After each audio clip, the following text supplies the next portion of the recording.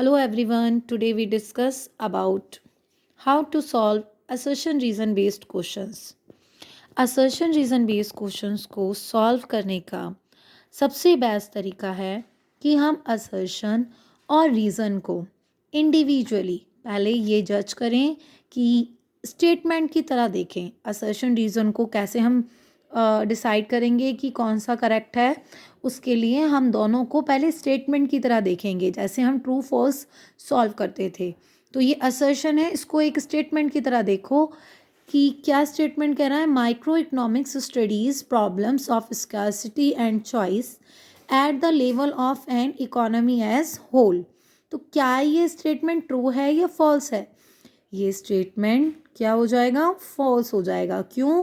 क्योंकि micro economics study करता है लेवल ऑफ एन इंडिविजुअल।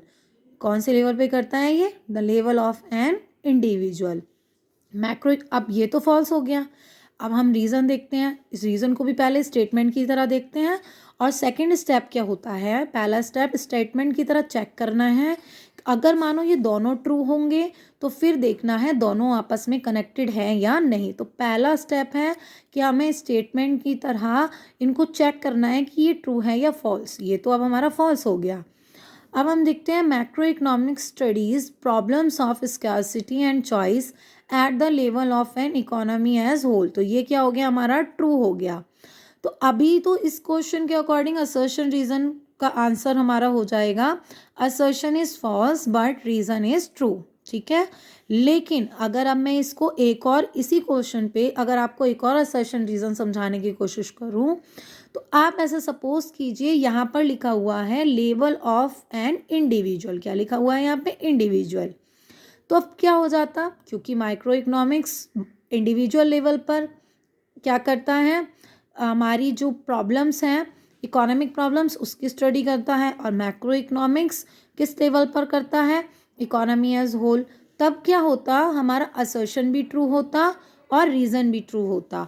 अब क्वेश्चन ये आता है कि अगर यहाँ पे इंडिविजुअल लिखा हुआ होता तो क्या हमारा आंसर ए होता? नहीं बच्चों, हमारा आंसर ए इसलिए नहीं होता कि इकोनॉमिक्स की टू ब्रांचेस हैं, माइक्रो इकोनॉमिक्स और मैक्रो इकोनॉमिक्स।